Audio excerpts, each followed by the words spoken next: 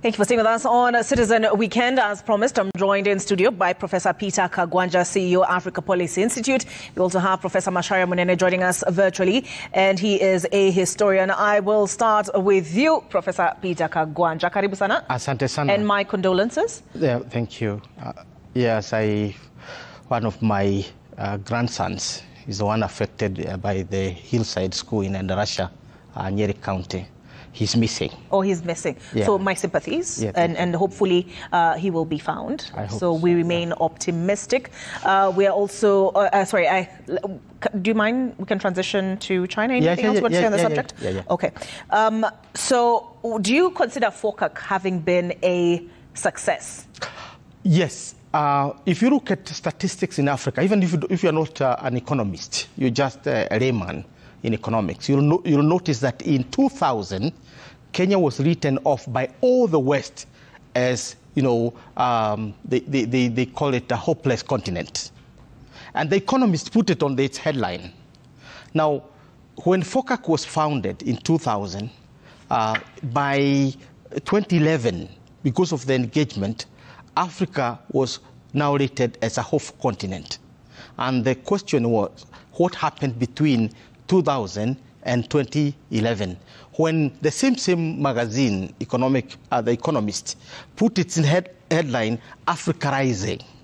What was the cause? It was because of FOCAC and the engagement. I hope you know, FOCAC is the most attended forum anywhere in the world by African countries. It is not the United Nations Security Council, a General Assembly. It is not, it is FOCAC. And it is one place where Africans meet without anybody else. At least the United Nations, this is a world affair. G20 is world affair. This is focused. This one had 53.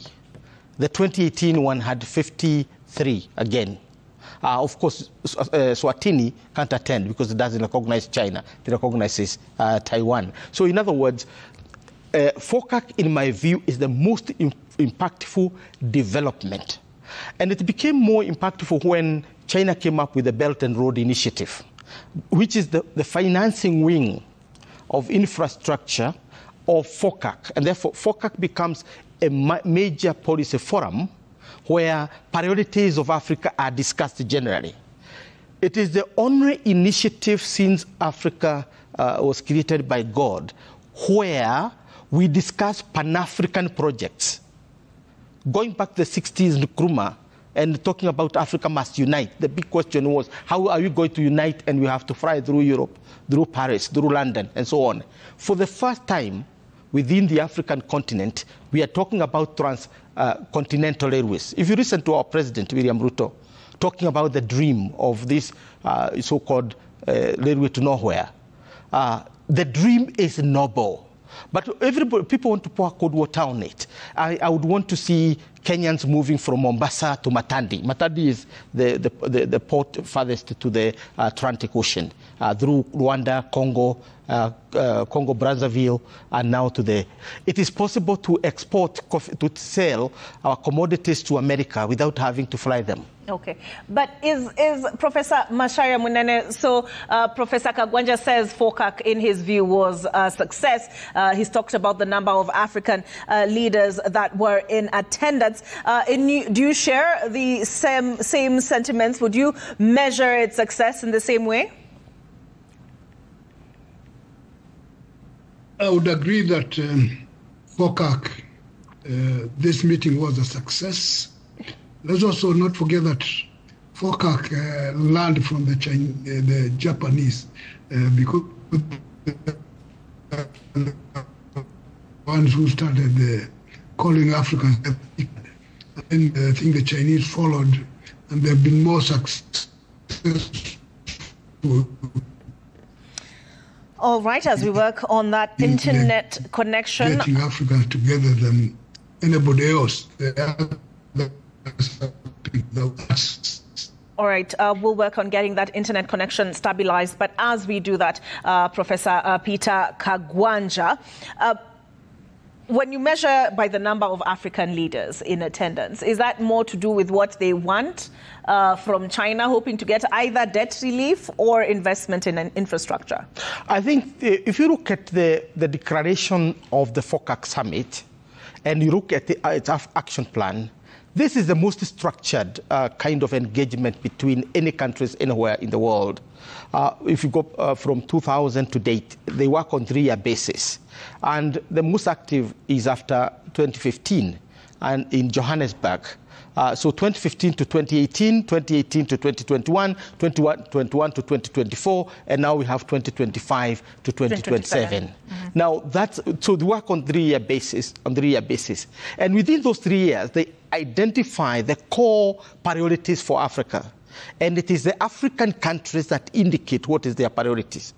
So President Ruto went to Beijing with the specific priorities for Kenya, not to be negotiated with China, but to be incorporated into the basket of projects that China and Africa are cooperating in. I would want to point this way, that China operates at 2 levels. In terms of conceptualizing projects, it conceptualizes Africa as a country. So it takes a Pan-African approach. Africa is one country, and that's at the policy level. At the implementation level, it takes the level of the country. So you sign contracts with specific countries. But whatever project is being funded must have a multiplier effect on the neighbors, so that the whole concept of regional integration, market integration, integration of Africa to the global market is real. And therefore, when President Ruto goes to China, I think one of the biggest arguments we needed to make as Kenyans is that we are a bridge. Because Mombasa to Matadi in Congo, that's a whole airway. And we are taking this chunk from Mombasa to Maraba, which is 1,300 kilometers. We have already built 600 kilometers. So we are looking for this. Therefore, there is some leniency in terms of the way we should be looked at, because this is a Pan-African railway. It's not a Kenyan railway. It's not like from Nairobi to Nanyuki. Yeah, President Xi Jinping did talk about funding 30 infrastructure projects in the next, in the 3-year period. Yes. Professor Macharia Munene, let me ask you, President William Ruto has, up until this point, been viewed as looking largely west. In May, he was on a state visit to the U.S. Do you think the criticism that followed his administration's handling of protesters could have him weighing his options? Well, the protest had an effect on the way he deals with issues. But I think the Chinese are very clever people. They know how to play their geopolitical game better than the Americans, than anybody else.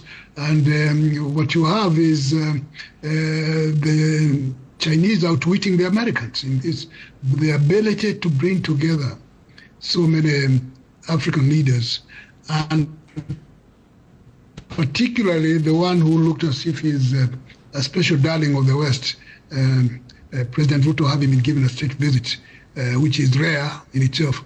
And then he's there again, hobnobbing with Xi Jinping. It's kind of a surprise to some people, but when you look at it in terms of the perceptions of national interest, there was nothing wrong with Ruto going to visit Xi Jinping if it is in the national interest of the Republic of Kenya. What would be wrong is to miss good opportunities on account of perceptions that one is a proxy for another one. It's strategically a good move for Ruto. And of course, he has to be to bear in mind the image he portrays not only in Kenya, but also outside the country, whether it's in the rest of Africa or whether it is in the West, the United States in particular, and within the country. Well, how do the Kenyans see it and see his activities? All right, Professor Kagwanja, when we were going for the summit, there was talk of concluding discussions on the expansion of the SGR from Naivasha to Kisumu, Kisumu to Malaba, and concluding discussions on the Riruni Mau Summit dueling for the carriageway. But when he met President Xi Jinping, the script that came out was they discussed.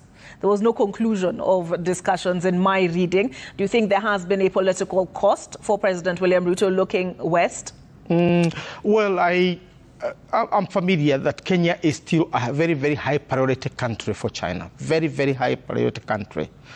If you look at the debt profiles, we rank number, I think, 5 in the world for China's preferred countries. From Pakistan, Angola, we have Sri Lanka, Ethiopia, and Kenya.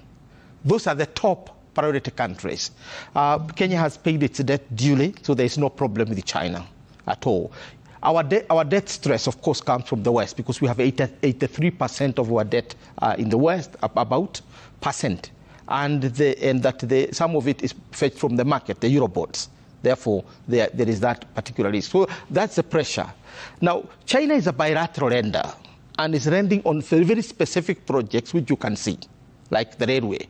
Whether the railway is productive or not is neither here nor there. Bridges don't make profits. Let's not be funny. Bridges don't make profit. The railway is a bridge. Now, what I am trying to say is that there is no way that China will not complete that railway because Uganda has started building its railway. We need to ferry goods from Congo, Brazzaville, Congo, Kinshasa, Congo, Uganda, Rwanda to the Indian Ocean. And the only way of doing that cheaply and affordably is through a railway. So the railway will be completed. So Kenya doesn't have to, because the railway is actually not a Kenyan project. It is an AU project at PINDA. PINDA is the infrastructural facility. It is also a priority for the East African community in terms of its development plan. So when Kenyans start debating whether that railway is a railway to nowhere, we display a lot of ignorance and laughable kind of posturing. Why? Because you need to look at the East African infrastructural plan. You look at PINDA, the African Union infrastructure plan, for which Mheshimiwa Raila Odinga was a member as the chairman of infrastructure. This is what really laid these things out. Now, the problem we have is that when we have the railway, and you don't do what was expected to be done in order the railway to pay itself, meaning along the railway and its environs, you have investments and trade so that you generate the cargo that's going to be ferried through the railway. This railway comes from Mombasa full to the brim and goes back to the coast empty because there's nothing here we are exporting. So this has nothing to do with China. It has everything to do with our priorities. Look at Angola. Angola owes China 21 billion. Compare that with our 6.57 billion 2 years ago, which has been paid progressively. Why is Angola not in the debt distress countries? Because its loans are pegged to oil production, and it is increasing oil production, and then the railway has oil to ferry and that. In Kenya, the big question is not whether the railway is completed or not. It is whether, as Kenyans, we are focusing on investment and trade and production in order to provide goods to make the railway useful or pay for itself. Let me bring in Professor Macharia to have the last word at this point. There's awareness where China is concerned, and part of that is because of a lack of transparency where the terms of the bilateral agreements are concerned. That then feeds into the debt trap diplomacy narrative. What is the potential of reversing that in Kenya?